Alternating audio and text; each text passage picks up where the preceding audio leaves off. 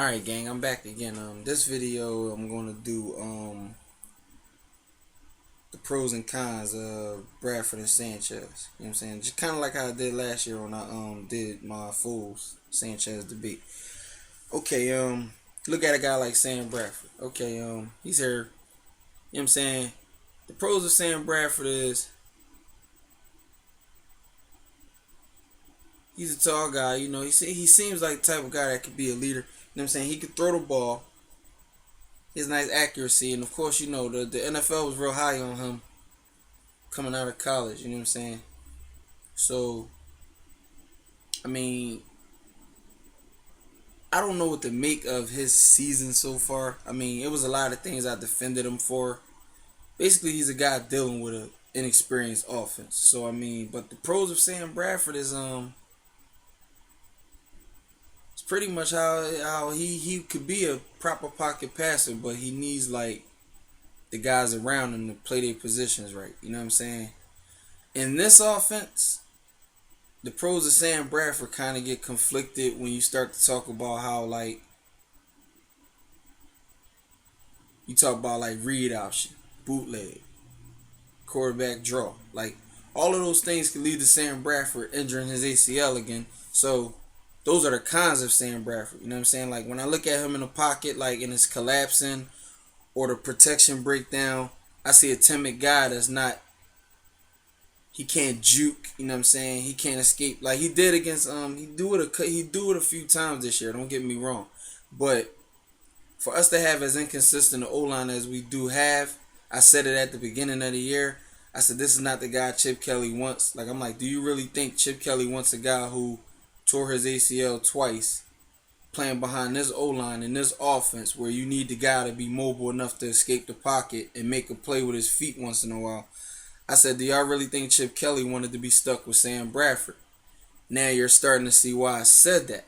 Because if you look at Bradford, he don't have the quick instincts to make a move out of the pocket. Like, I mean, he does sometimes to escape pressure, but it's not a naturally gifted thing with him because he's afraid to injure himself. Believe it or not, this is a contract year for him, and this year will determine like who ever signs him.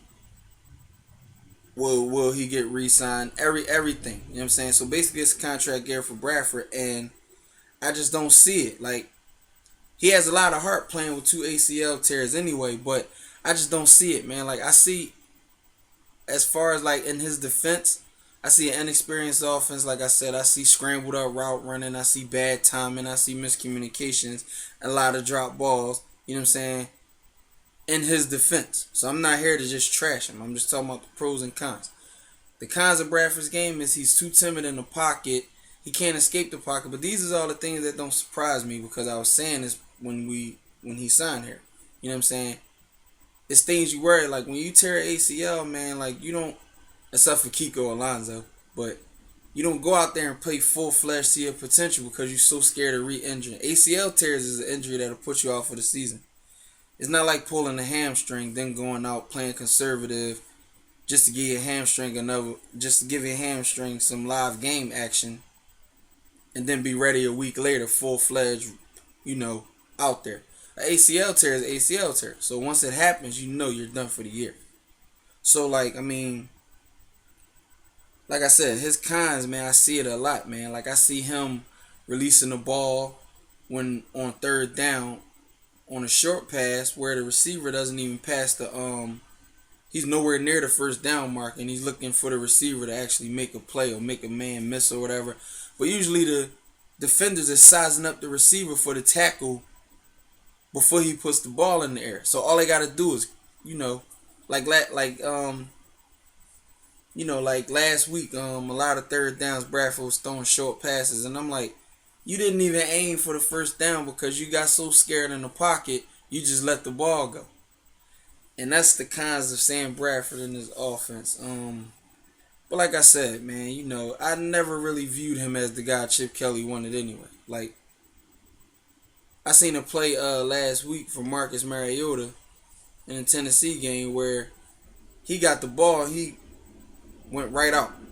That's what we needed as a quarterback in this offense. Which brings me to Mark Sanchez now. I know a lot of fans don't like Mark Sanchez, man. I know a lot of fans had a lot of hatred for him before he even got here because he was known for the butt fumble. And like, Sanchez has his flaws too. Like, I can think of three cons right off the top of my head with Sanchez right now. First off, he never throws the ball deep. That's rare. That's frustrating.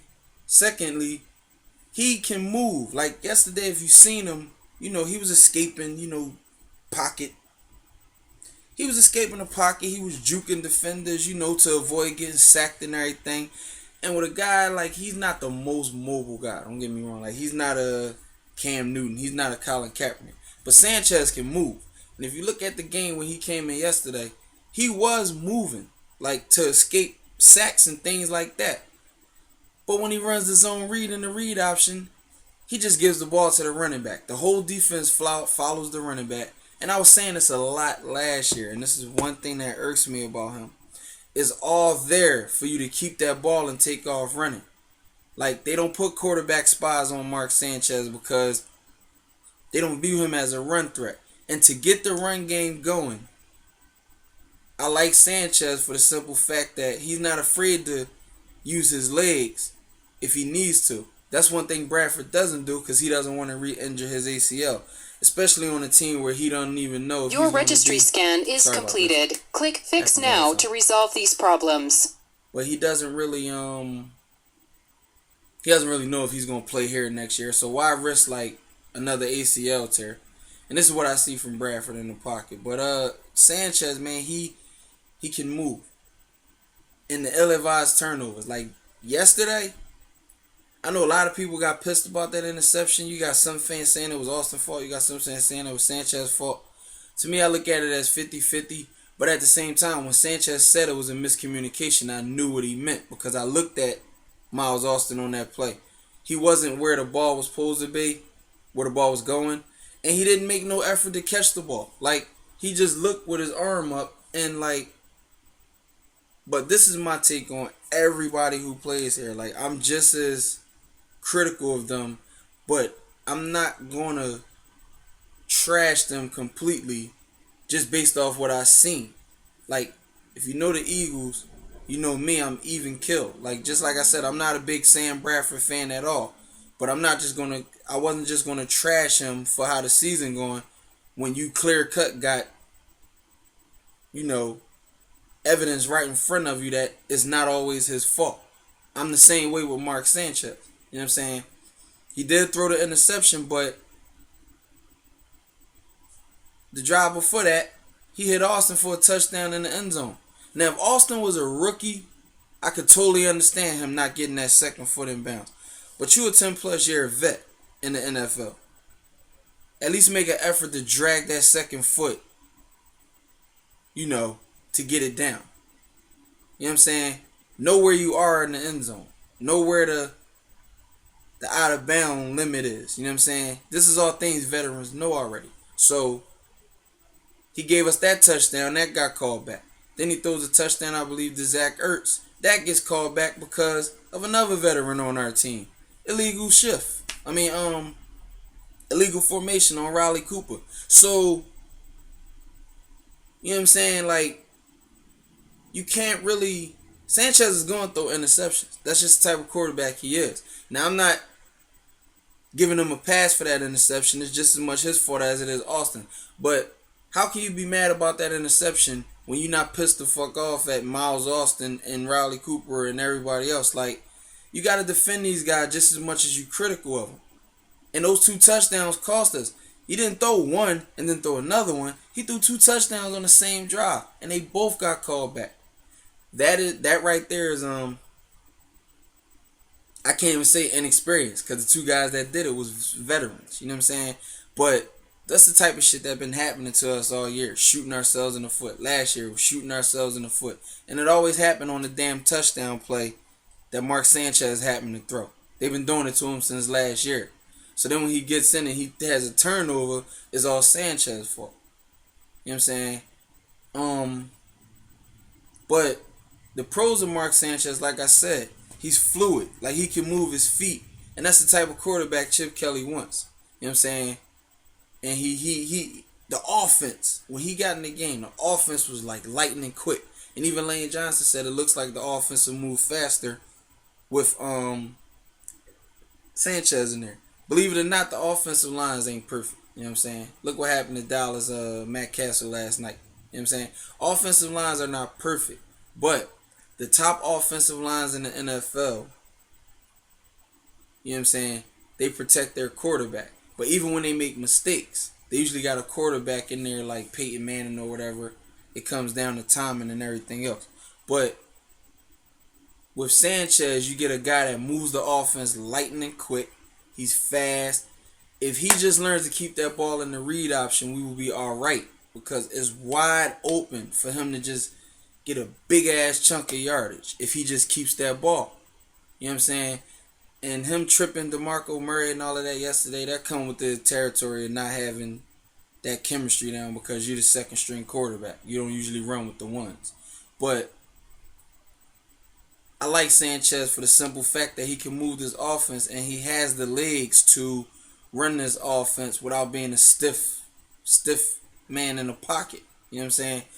And he rallies these guys, you know what I'm saying? Like when he came in, we get a touchdown and, you know, the game goes a different way. So, I mean, I'm not going to say we would have won the game, but any one of them touchdowns would have got us, what we have, 16, they had 20,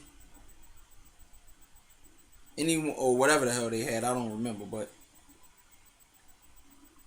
Sanchez, we could have had that game, you know what I'm saying? There's no excuse for his interceptions. There's no excuse for those 2 touchdowns that got called back. This shooting yourself in the foot shit is really getting old too. And the penalties too, man. Like it's just a mess right now, man. That Chip Kelly need to hurry up and find a way to fix it. But I said it from day one. I always like Sanchez in his offense better. He got a year experience in his offense. You know what I'm saying? So I mean, I'm going to ride with Bradford if Bradford is in there. I'm not going to trash Bradford. Like, I'm going to support Bradford just as much as I was supporting the other quarterback. But if I had to make my pick, like, right now,